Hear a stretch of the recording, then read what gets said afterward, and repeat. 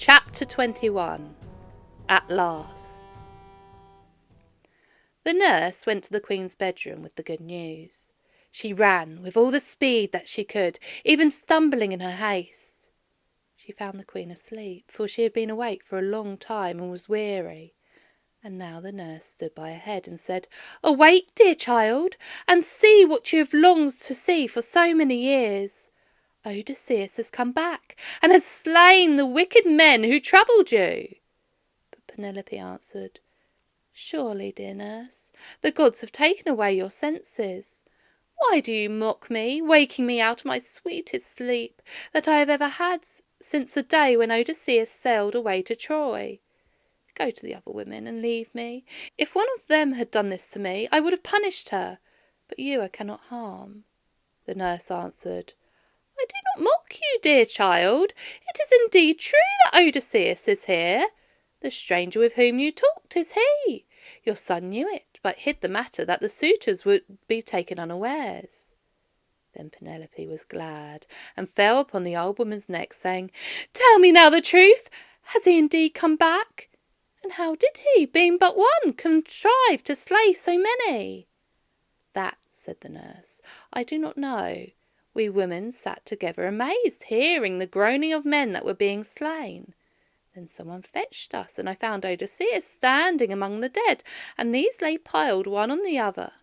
Truly you would have rejoiced to see him, so like was he to a lion, stained is he with the blood and the labour of the fight. And now the women here are washing the hall and cleansing it with sulphur. But come, now is the end of your grief, for your husband, whom you so longed to see, has come back." But Penelope began again to doubt. "Dear nurse," she said, "be not too sure. Great indeed would be my joy if I could see him, but this cannot be him. It is some god who has taken the shape of a man, that he may punish the suitors for the wrong that they have done." Then said the nurse, "What is this that you say, that your husband cannot come back when he is already in the house? Truly you are slow to believe. Now hear this proof, a thing that I saw with my own eyes. It is the scar of the wound that a wild boar gave him when he was yet a lad. I saw it when I washed his feet, and I would have told it to you, but he put his hand on my mouth and made me suffer not to speak, for so that he thought it was best." Penelope said, "I am in great doubt, nevertheless. I will go into the hall and see the dead suitors and the man, whoever he be, that has slain them." So she dressed herself and went down, and sat in the dark part of the hall, while Odysseus stood by the pillar waiting till his wife should speak to him. But she was in great doubt.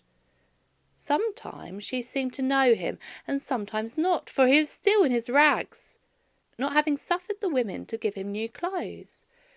Telemachus said, "Mother, you are indeed an evil mother, for you sit away from my father, and will not speak to him.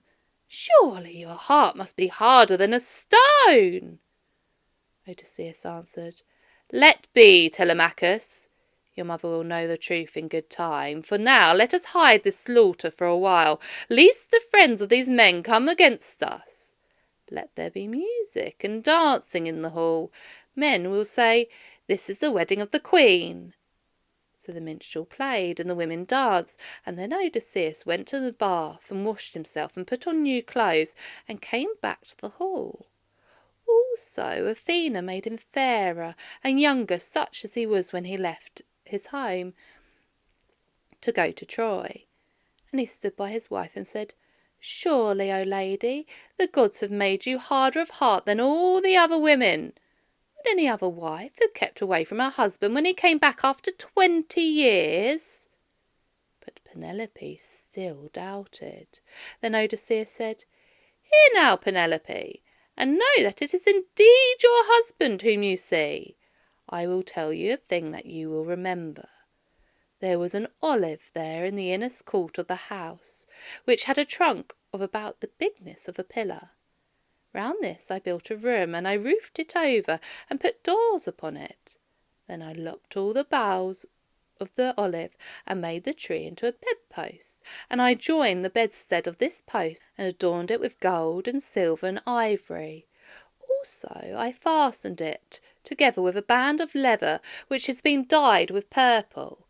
Whether the bedstead is still in its place or whether someone has moved it, but it was not an easy thing to move, I do not know, but this was as it used to be in the old time.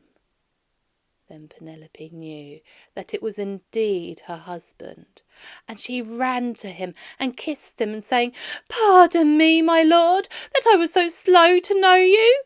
I was afraid, for men have many ways of deceiving, lest someone should come, saying falsely that he was my husband. But now I know that in truth you are he, and not another." So they wept over each other and kissed each other. Thus did Odysseus come home at last after 20 years.